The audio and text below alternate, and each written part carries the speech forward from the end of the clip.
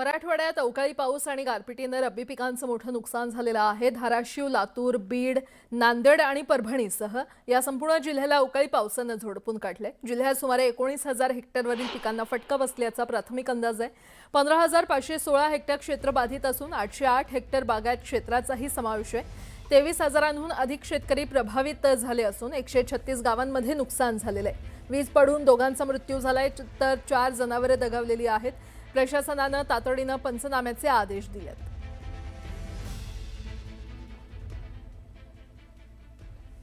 तिकडे धाराशिवमध्ये रब्बी हंगामातील गहू पिकाचं अवकाळी पावसामुळे मोठ्या प्रमाणात नुकसान झालंय आणि या अवकाळी आणि वादळी वाऱ्यानं उभा असणारा गहू हा पुरता आडवा झालाय।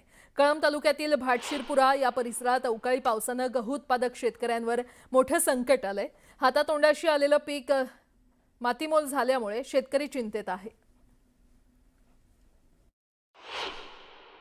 धाराशिव जिल्ह्यात अवकाळी पावसानं शेतकऱ्याचं प्रचंड मोठं नुकसान झालंय। मी आता गव्हाच्या एका शेतात आहे। गहू कसा या अवकाळी पावसानं आडवा झाल्याचं पाहायला मिळतंय। भाटशिरपुरा या शिवारात आहे, कळंब तालुक्यातलं क्षेत्र आहे। मात्र या परवा दिवशीचा हा सगळ्यात खरं तर पाऊस आहे। मात्र रानात अद्याप ही ओल असल्याचं दिसतंय आणि हा गहू जो आहे तो गहू आता लगभग जवळपास काढणीच्या जवळपास आला होता। मात्र अशातच ह्या अवकाळी पावसानं जे वादळ वारं जे सुटलं त्याच्यात हा गहू पूर्ण खाली हा झोपलेला, त्यामुळे निश्चितच शेतकऱ्याच्या गव्हाचं मोठ्या प्रमाणात नुकसान झालेलं आहे। घटना ही सगळं अवकाळी पाऊसून 2 दिवस लोटलेत, मात्र कुठलेही अधिकारी बांधावरती फिरकले नाहीत। कधी झाले हे 2 दिवस झाले सर। एक अधिकारी आलेला नाही, काय नाही, पाऊस झाला असा। किती क्षेत्र आहे सगळं? सगळं हे 2.5 एकर गव्हाचं क्षेत्र आहे। 2 एकर क्षेत्र आहे। काय कल्पना दिली का अधिकाऱ्याला? काय नाही, कुणाचा फोन नाही, तलाठीच नाही गावात, तर काय माहिती। कुणाला सांगितलं बाबा? कुणालाच नाही, कुणाला सांगितलं? कुणालाच किती नाही। दिवस चालत होता सगळा पाऊस? तासभर होता, तासभर होता की? होय। ओलं आहे आणखीन रानात? बोलच आहे। मग आता गावाचं काय कसं आहे? आता काय लुस्कानच आहे, काय करायचं। आहे का उपयोगाचं नाही? निघेल काहीतरी, पण ती का जेव्हा निघेल तेव्हा खरं। खरं म्हणा। हां. एकूण जर बघितलं तर धाराशिव जिल्ह्यात अतिवृष्टीनं आपल्याला माहिती आहे की अतिवृष्टीनं शेतकरी पुरता उद्ध्वस्त झाला होता आणि कशाच्या ह्याच्यातून शेतकऱ्याने कसं बस आता ही पेरणी केली होती। मात्र आता या अवकाळी पावसानं जी आहे ती पूर्ण शेतकऱ्यांची गव्हाची शेती जी आहे ती पूर्णपणे उद्ध्वस्त झालेली, त्यामुळं शासनानं मदत करावी एवढीच माफक अपेक्षा या शेतकऱ्याकडून व्यक्त केली जात आहे। सागर जाधवसह बालाजी निरफळ, न्यूज 18 मराठी, धाराशिव। बदलत्या वातावरणाचा फटका आता आंबा आणि काजू उत्पादक शेतकऱ्यांना बसतोय। मध्येच पडणारा पाऊस, सततचं ढगाळ वातावरण आणि वाढलेलं धुकं यामुळे आंब्यावर बुरशीजन्य रोगांचा प्रादुर्भाव वाढलाय।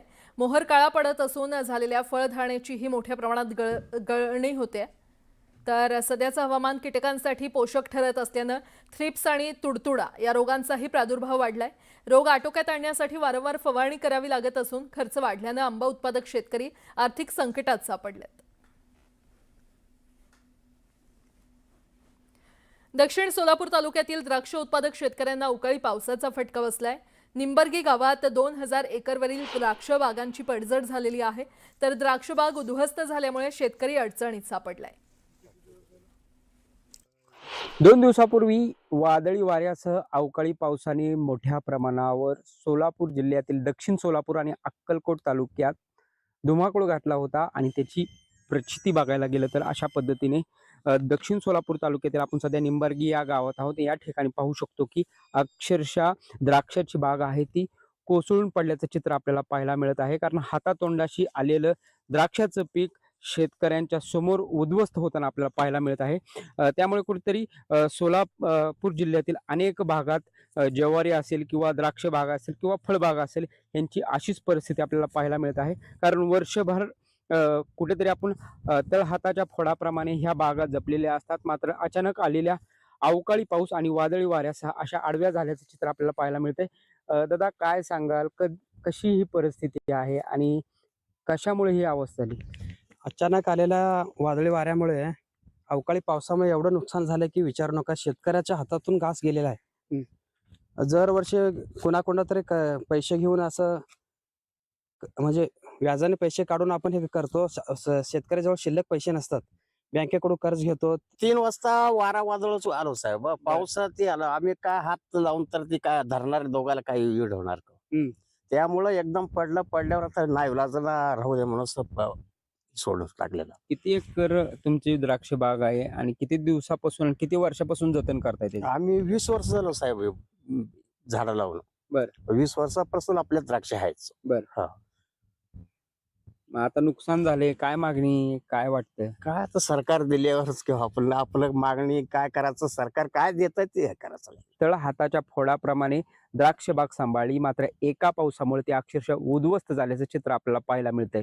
त्यामुळे मायबाप सरकारने याकडे लक्ष देऊन तातडीने पंचनामे करावेत अशी मागणी शेतकरी करताना आपल्याला पाहायला मिळत आहे. प्रीतम पंडित, न्यूज 18 मराठी, सोलापूर. धाराशिव जिल्ह्यामध्ये अवकाळी पाऊस आणि वादळी वाऱ्याच्या तडाख्यानं ज्वारी पिकाचं मोठं नुकसान झालंय. कळंब तालुक्यातील शिरपुरा या शिवारात उभी असलेली ज्वारी पूर्णतः आडवी झाली आहे. गेल्या 5 महिन्यांपासून जोपासलेलं पीक क्षणात जमीनदोस्त झाल्यानं शेतकरी हवालदिल झालाय. तर 2 दिवसांपूर्वी डोलणारी ज्वारी आता मातीमोल झालेली आहे. नुकसानीच्या बांधावर जाऊन आढावा घेतलाय आमचे प्रतिनिधी बालाजी निरफळ यांनी. धाराशिव जिल्ह्यात वादळी वाऱ्यासह झालेल्या अवकाळी पावसानं ज्वारी पिकाचं प्रमुख नुकसान झालेलं आहे. ज्वारी हे प्रमुख पीक आहे. घेतलं जातं धाराशिव जिल्ह्यात. मालदांडी त्यातली त्यात विशेष परांडा भूमी ही मालदांडी घेणार ज्वारी घेण्याची कोठारं मानली जातात.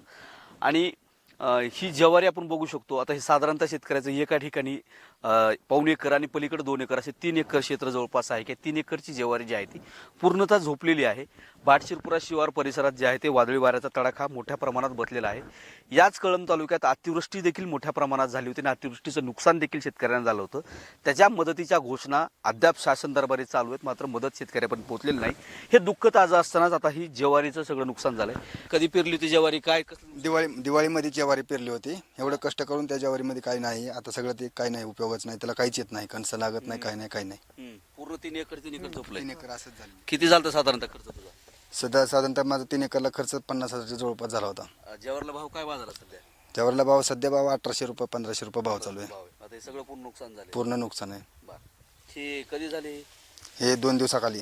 काय पंचनामा तलाठी काय झालं? कोणीच काय केलं नाही, कोणी इकडे आलेलं पण नाही. बरं. काय केलं का फोन? इकडे या, पुढे या.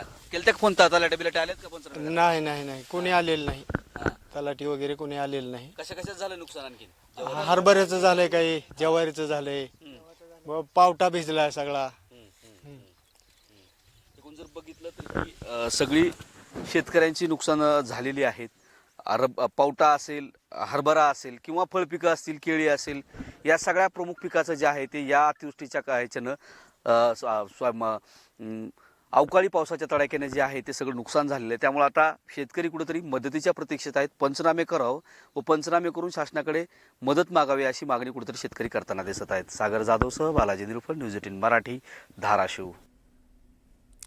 जळगाव जिल्ह्यातील चाळीसगाव कृषी उत्पन्न बाजार समितीमध्ये सध्या लाल कांद्याची मोठ्या प्रमाणात आवक सुरू आहे.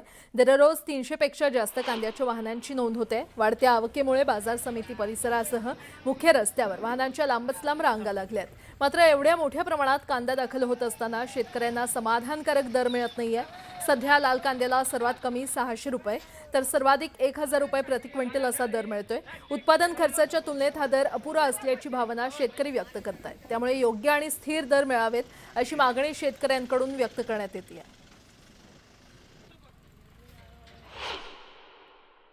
कांदा 2 एकर होता 946 रुपये गेला.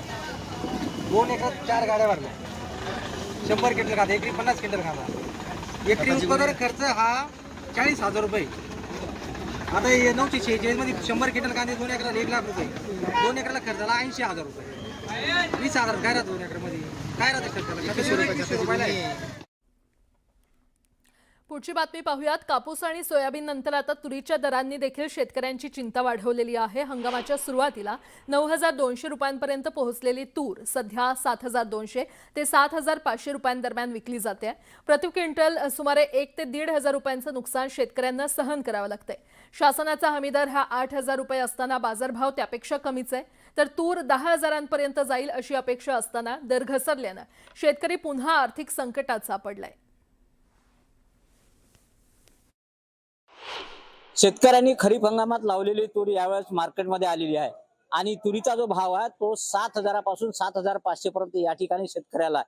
सुरुवातीला अतिवृष्टीमुळे शेतकऱ्याच्या सोयाबीनचं कापसाचं मोठ्या प्रमाणात नुकसान झालं आणि त्यानंतर आता तुरीला जो भाव मिळाला पाहिजे शेतकऱ्याला तो सुद्धा या ठिकाणी मिळताना दिसत नाही आहे. एकंदरीतच शेतकरी जो आहे तो पूर्णपणे हतबल झालेला आहे. जो शेतकऱ्यांनी खर्च लावला पिकवण्यासाठी तो सुद्धा निघताना दिसत नाहीये. आपल्यासोबत शेतकरी आहेत, त्यांना विचारूया नेमका कशा पद्धतीने तुरीचे भाव आहे किंवा त्यांना कशा पद्धतीने तूर पिकवताना त्रास झालेला आहे. दादा मला एक सांगा की तुमच्याकडे एकंदरीत किती शेती आहे, कशा पद्धतीने तूर आहे? माझ्याकडे 4.5 एकर जमीन आहे आणि त्याच्यामध्ये खर्च काढता आम्हाला तुरीचा म्हणजे उत्पादन खूप कमी झालं आणि जवळपास आता त्या भावामध्ये पण 1000-2000 रुपयाची तफावत असल्यामुळे आता तर कर्ज निघणं कठीण आणि कसं एकंदरीत कसं आहे का शेती परवडणारी नाहीच आहे, पण आता आमचा नाईलाज आहे, धंदाच झाला आहे त्याच्यामुळे ते करणं भागच आहे. कृषी उत्पन्न बाजार समितीचे अधिकारी आपल्यासोबत आहे. नेमक्या कशा पद्धतीने तुरीची आवक आहे आणि शेतकऱ्याला काय भाव या ठिकाणी मिळत आहे, मला सांगा की कशा पद्धतीने इथे आवक आहे आणि भाव कसा मिळत आहे?